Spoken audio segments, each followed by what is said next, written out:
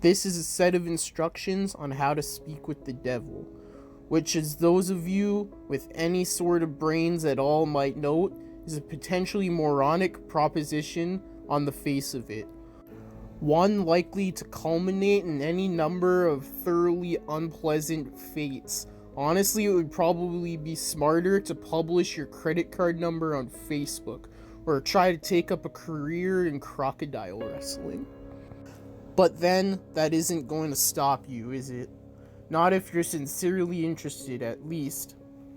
Technically, if you do everything just right, there's a fair chance you'll walk away scot-free, and that seems to be reason enough for some people to decide that's a good idea, especially if you're the fate-tempting, thrill-seeking scare junkie type, or the desperate type.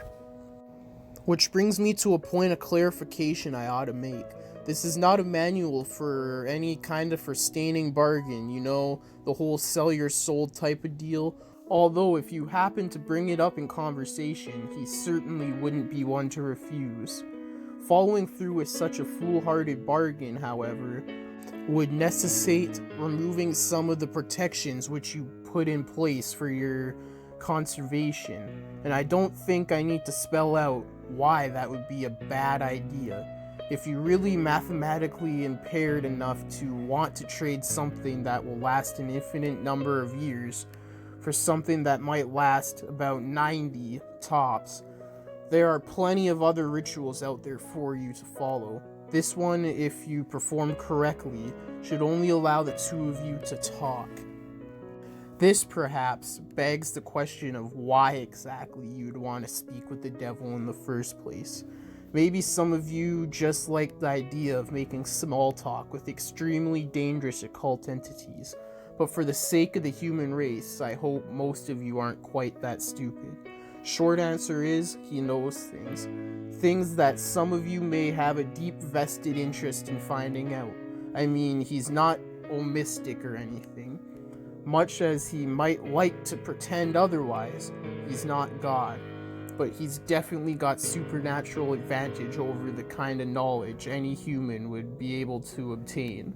For example, he wouldn't be able to predict when the next world war will happen, or tell you the cure for cancer, but he could very well be able to predict the winning numbers of tomorrow's $5 million Powerball drawing, or tell you what deadly undiagnosed condition might be afflicting one of your loved ones. Of course, the Prince of Darkness doesn't just go around giving out winning lottery numbers to anybody who asks, and trusting any sort of information obtained from a being commonly described as the father of all lies is liable to land you in a worse situation than you were in when you started. However, if you are really dead set on finding something out, and you've exhausted all other options, this is a way to try to get accurate information out of the guy. You see, like so many of the more urbane villains in popular culture, the devil has a bit of penchant for the games and gambling. Of course, the reason he likes them so much is that he almost always wins, unless you happen to be a fiddler named Johnny, or are represented by Daniel Webster. You're probably going to get your ass handed to you. But if you're determined enough to want to face the risks and the long odds, there's a certain game the two of you could play to try to win the information you need.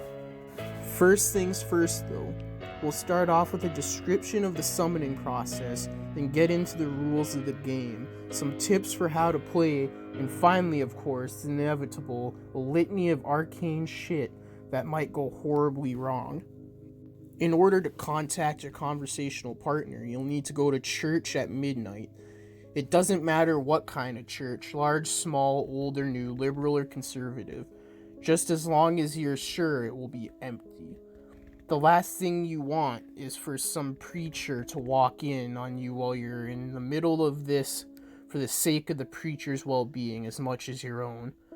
The process will probably work best if you try it on a new moon, or a full moon, or Friday the 13th, or Halloween. The actual day is less important than the psychological effect it has on you. As long as you don't try it on Christmas Eve or something stupid like that, you should be fine. The time is important, though. You don't have to start or end your ritual at exactly 12 a.m. Greenwich Atomic Time or anything, but as a general rule of thumb, you ought to show up a bit before midnight and have everything set up no later than 10 or 15 after. Show up a lot before midnight if you don't know how you're getting in. Shockingly enough, most houses of God do tend to lock their doors at night, at least if no one's there to watch over them. And remember, we want empty, got it? These are, of course, certain things you need to bring and certain things you can't bring for this ritual. You will need a full can of salt. You won't need to use all of it, but it's always better to have more than you need than to have less. 7 candles, red or white being preferable. Something to light the candles with. You won't be shocked how often people forget this. Occult ritual or not, they aren't going to magically light themselves. A length of red rope, yarn, or thread. A full-length floor or wall mirror. Ideally, you'll want to find one of these already present in the church. They're a bit unwieldy to be lugging around with you during a break-in. However, if there's really aren't any, you'll have to bring your own. You might also find it useful to bring some markers, pencils, paper, a flashlight, any sort of tools that might be necessary to secure your entrance into the church. You will not be permitted to bring in any electronic or timekeeping devices. This includes cell phones, smartphones, tablets, e-readers, M3P players, PDAs, calculators, wristwatches, pocket watches, kitchen timers, hourglasses, etc., etc., etc. Seriously, it's worse than the SATs. If you're one of those people that has your smartphone practically wired into your brain, don't worry, you can bring those things with you to the church as long as you leave them outside the room which you will be doing the ritual. If you brought a flashlight helpful for finding your way around without attracting unwanted attention, leave that outside too. Also, don't bring in any sort of religious paraphernalia to protect you, especially if it pertains to the Abrahamic religions. And yes, if those gothy black cross earrings you're wearing are hanging right side up, they count. If you have any kind of holy symbols like that with you, the devil will simply refuse to show up. Don't worry, you're not going in totally unprotected. In fact, most of the supplies with you are not any supplies for devil summoning rituals, but for your protection. Old superstitious and folklore magic remedies to guard oneself from evil. From what I know of it, the effect's mostly based on the power of belief. So there are probably numerous other objects, artifacts, and procedures that would work just as well. If you'd like to risk being left to the helplessness at mercy of the devil in order to test that theory, feel free to experiment. However, any of you without a psychotic death wish, I'd recommend sticking to the ritual as follows. Once you're sure you have all the right supplies with you, make your way into the church and find some place to set up. It can be anywhere from a main sanctuary where the services are held, to a Sunday school classroom, to a walk-in supply closet. As long as you have a sufficient amount of floor space and are certain not to be disturbed, set up your mirror first. This is where the devil will appear when you summon him. As such, you mustn't complete the summoning until you've laid down certain wards around it. First, surround the mirror with an unbroken circle of salt. If the mirror is hanging on a wall or door, lay down a symmetrical circle around it instead. Make sure that the salt touches the wall at both ends, then wrap your red string around the mirror several times. The color red, especially red string, is symbolic for protection in folklore of many cultures and religions. This is also why red candles are a good idea. Speaking of candles, set them up around the outside of your circle or symmetrical of salt. Space at relatively even intervals. No, you don't have to get out a measuring tape and make it exactly perfect, but do at least try to make it look as though it was set up by someone old enough to trust with matches. Light the candles in a clockwise fashion, being careful not to disturb the salt. If you break the circle, you'll have to start all over again. Once all of the candles are lit and burning strongly, your protection wards are complete. You are now ready to proceed with the actual summoning. To do so, you first must get the devil's attention by demonstrating your resolve by performing some sort of sacrilegious act in the holy space. Turning a crucifix or a cross upside down is fairly conventional, but it's not the only option. For example, I know of a kid who once fulfilled this requirement by scribbling obnoxious graffiti all over a painting of Jesus hanging in his Sunday school classroom.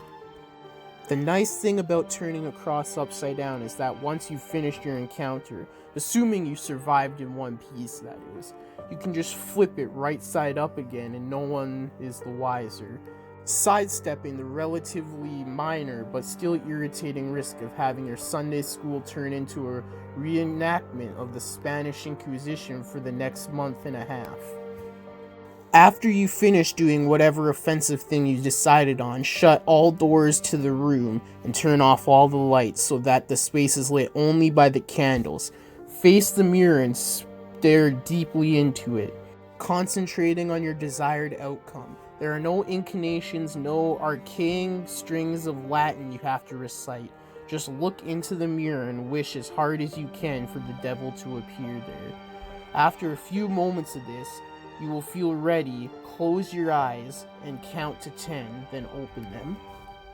If all has gone correctly, you will no longer see your own reflection. You'll be looking at the devil, or at least looking at the way the devil has chosen to appear to you. Chances are he won't look like your conventional red-horned demon with goat legs and a pitchfork, nor any of the other sort of terrible apparitions. No point in scaring you off now. Better to lure you in, make you feel safe. To that end, he genuinely takes an appreciation for the fairly average, nondescript human being.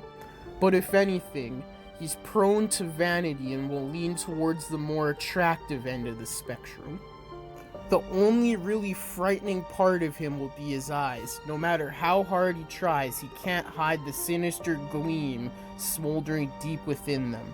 The malevolent amusement and hunger, like the eyes of a spider contemplating a fly struggling in its web. They're supremely confident, those eyes, confident and without pity. Don't look into them too deeply or you're going to be feeling helpless and paralyzed with dread, losing your hope and your will to fight. Since you'll probably just be standing there staring at him in shock for a few moments, having on some level expected for the ritual to fail, he'll initiate the conversation by asking you what is your desire from him. If you can gather your wits enough to string together a coherent sentence, you should respond with something like, "I wish to challenge you in a game of question and response." Even if you don't get the words exactly right, he'll know what you mean, and he'll accept your request with a wide, predatory grin of anticipation. He's been playing this game for a long time, you see, and he's very good at it. Most humans, on the other hand, are very bad at it.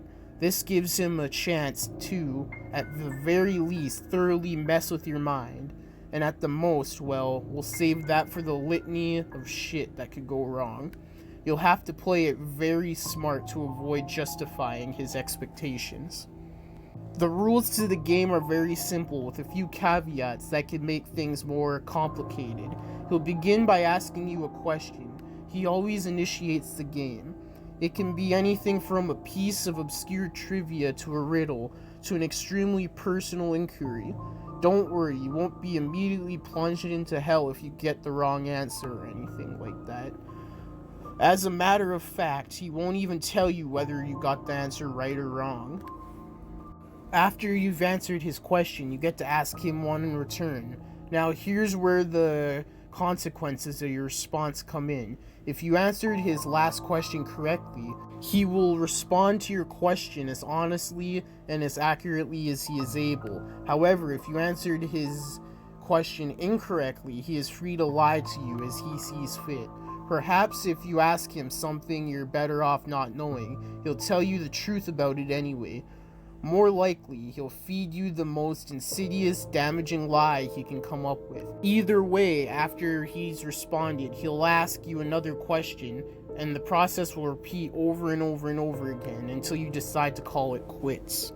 Now, you may be sitting there thinking that it sounds fairly easy to get the information you need. All you have to do is wait for a question you can answer correctly, and then take that opportunity to ask him what you really want to know, ignoring everything else he's said. Well, it's not that simple. The devil will never give you an easy question, one that you can be completely sure to the answer to.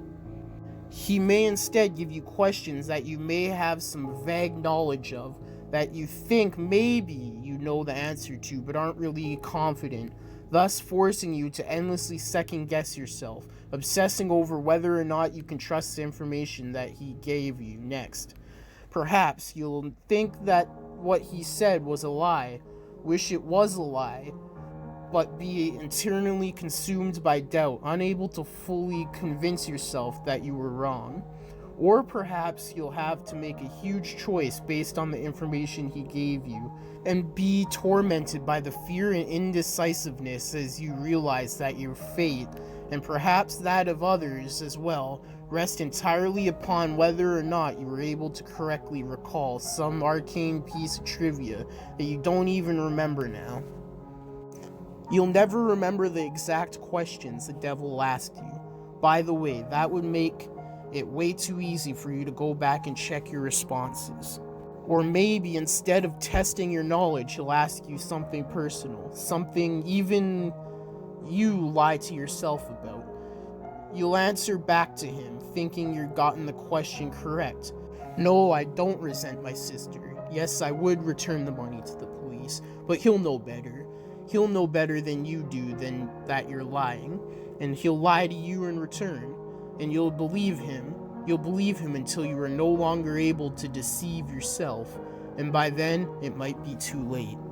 Or maybe he won't even give you a chance to get an accurate response at all. Maybe he'll just ask you an endless string of completely impossible questions, making you more and more frustrated and disheartened as you realize you'll never be able to force him to tell you the truth. Questions like, what was the exact height of Mount Everest in centimeters in the year 1666? Or what is the airspeed velocity of an unladen swallow? Although knowing his sense of humor, if he asked the latter, he might consider Africa or Europe a correct response. There are a couple of ways to short-circuit this particular strategy. However, additional rules and courses of action that make the game more interesting and preventing you from being stonewalled completely. Although in all honesty, he probably wants you to try one of these options anyway. The first option is to ask him a riddle instead of a question. If you somehow manage to stump him and he answers the riddle wrong or gives up, he'll be obliged to give you a truthful response to your next question. If he answers the riddle correctly, once again, don't worry, he won't pounce on you like a sphinx or drag you into hell. What will happen is that he will get a pass, allowing him to lie in response to one question he would otherwise be obliged to answer truthfully.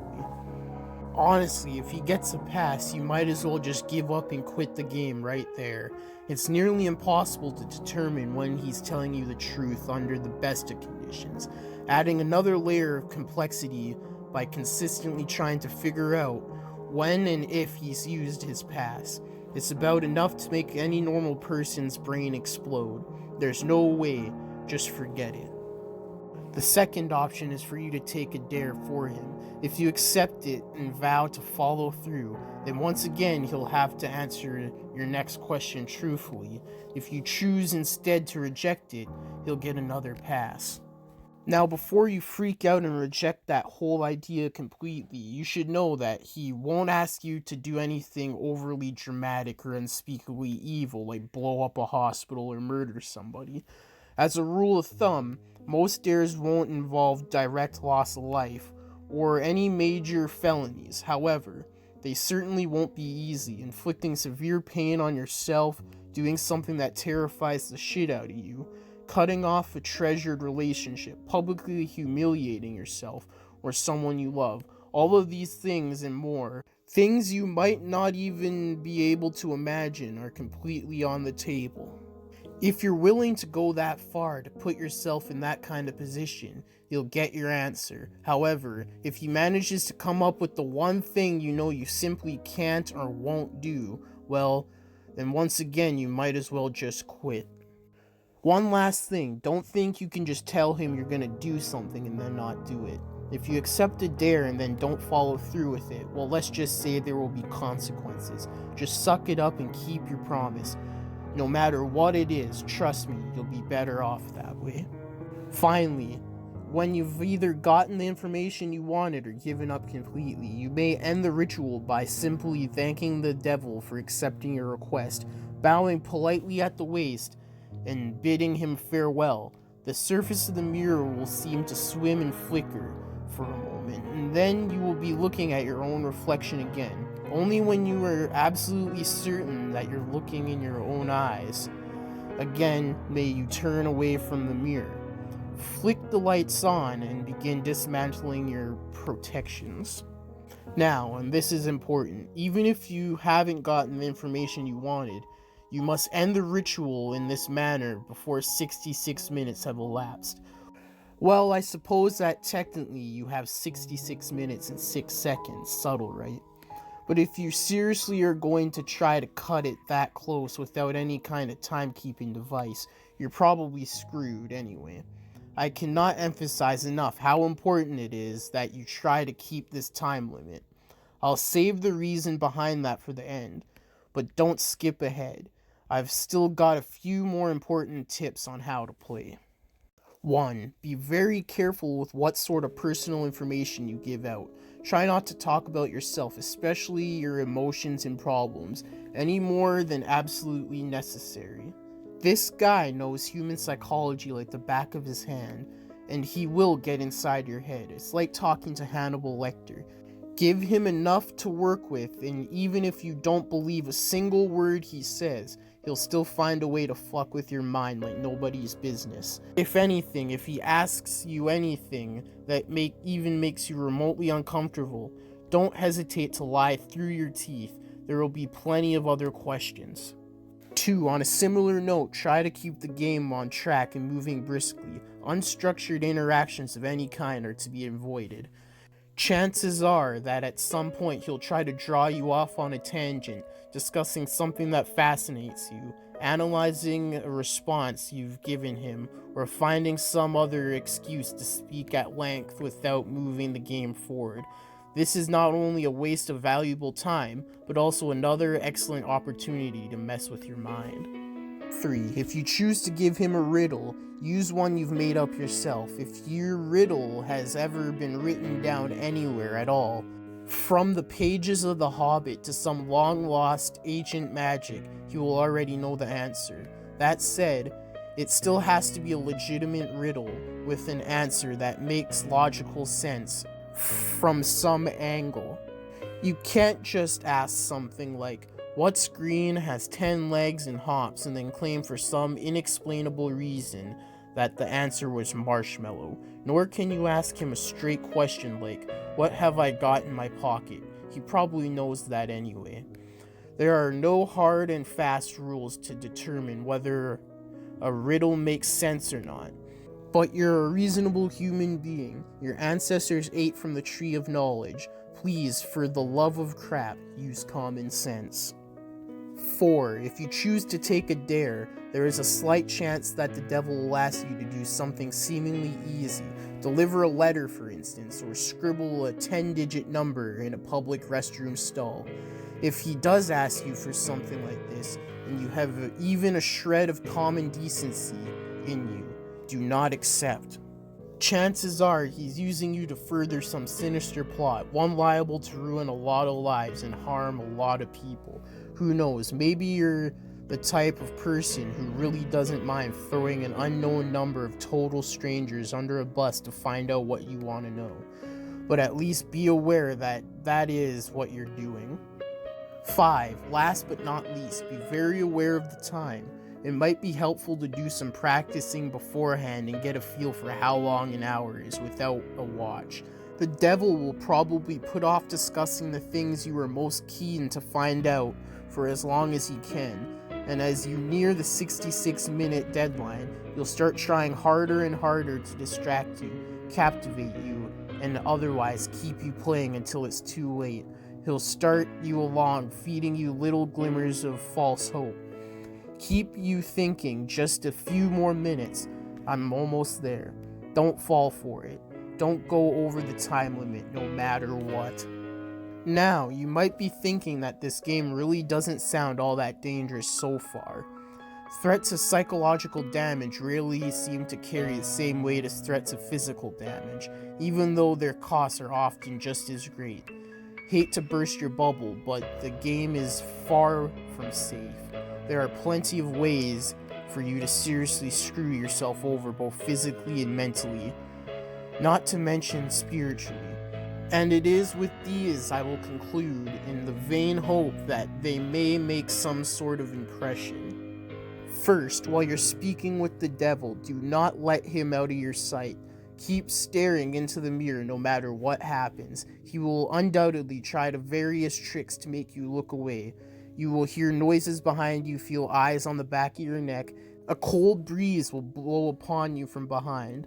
The smelling of the crept, a deep silence will settle, only to be interrupted by a loud smack directly behind your head, giving you about the worst jump scare you've ever had. Hell, the devil may even abandon a measure of his own dignified facade and give a sudden jump of feigned shock, shouting loudly and pointing behind you with a very convincing look of terror on his face. Whatever he might test you with, you must not look away from him. If you look away, if you lose sight of him completely, even for a second, you will look back at the mirror to find him gone. Well, not gone out of the mirror, in the room with you. Exactly how much of your body the police will find the next morning and what state it's in will depend entirely on the sort of mood he's in. The same thing goes if you break any of the protections you laid down before beginning the ritual, interrupting the circle assault, letting the red string unwind, knocking over a candle, or letting one go out. Any of these things will free him from the mirror, and then, well, you're all a bunch of creative horror junkies. I'm sure you can fill in the blanks.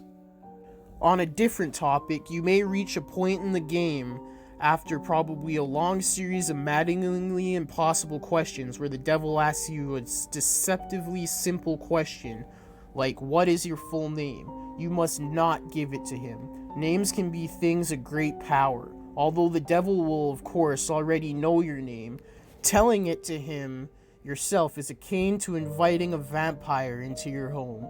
Your name is deeply synonymous with your own inner self.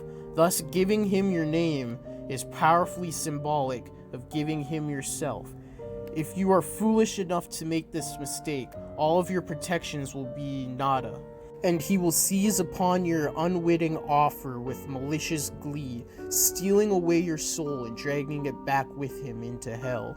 At least this way, the police will find a completely identifiable body. As a matter of fact, your vacant shell will be totally unblemished, seemingly have dropped dead of sheer terror. Last but certainly not least, there's the matter what happens if you go over the time limit. This is arguably the worst thing you could do. You won't think so at first. The devil will give you no indication that you have in fact exceeded the time limit, and you will conclude the ritual as if nothing had gone wrong. Perhaps the devil's image in the mirror trembles and gives away. You will see a particularly nasty, triumphant smirk flash across his face, but this will be easily dismissed as your imagination. You'll turn the lights back on, gather your belongings, and go to leave the room. But when you open the door, you will see nothing. That's right, nothing. Just a flat white void extending infinitely in all directions. Only the room, which was reflected in the mirror, will now exist. Incidentally, if you turn back around to face the mirror again, you may catch a last glimpse of your own reflection. Perhaps it will even turn and favor you with a smirk and a cheeky wave before sweeping out the door into the perfectly normal church hallway outside. As you may have already figured out, you yourself are no longer in the church. Your soul is now trapped in the mirror, and the devil has taken the liberty of possessing your body, now that you are no longer using it. Pound on the glass and scream all you like. You'll never get out on your own, and no exorcist can help you. But don't worry, it's not like you're in hell, right? At least, not necessarily.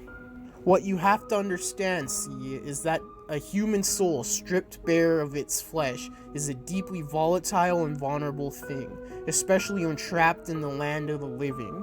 You are now an entity of purely mental properties, and as such, the barriers between what is real to you and what is imaginary have completely dissolved. As you fill that reflected room with your anger, sorrow, and fear at being trapped, these emotions will begin to coalesce, giving form by your mind. If you're not particularly imaginative, these creatures may not be too terrible, may not be able to inflict too much horror and pain. With time, you may even be able to teach yourself to get rid of them. If, however, your mind is haunted by monsters, a mind that is vibrantly creative and imaginative, and more than usually twisted, well, there's no telling what horrors might come crawling their way out of that maelstrom, tasting sweet release from the confines of your subconscious, hungering for your terror and suffering. They will refuse to be banished, dragging you kicking and screaming into an endless positive feedback loop of pain and fear.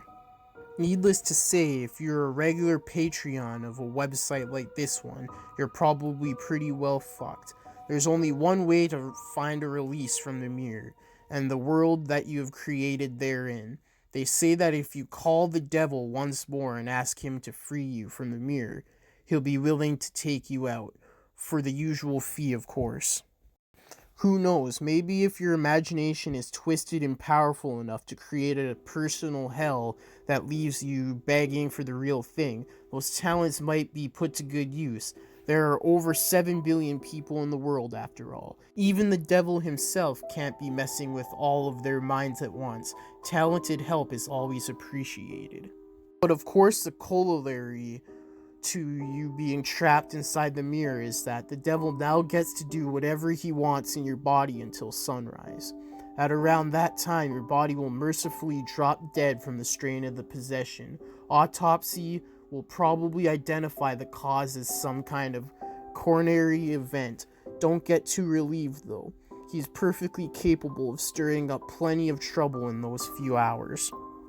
For instance, you may decide to do something big and dramatic, like purchase a large meat cleaver and go on a murder spree, starting with the names in your address book and working his way out to complete strangers if he has the time. Or perhaps he'll focus on only one person, someone who trusts you completely, using your persona to give him or her alone and vulnerable. And then, well, no need to describe it here. Once again, I'm sure you can think of a few things.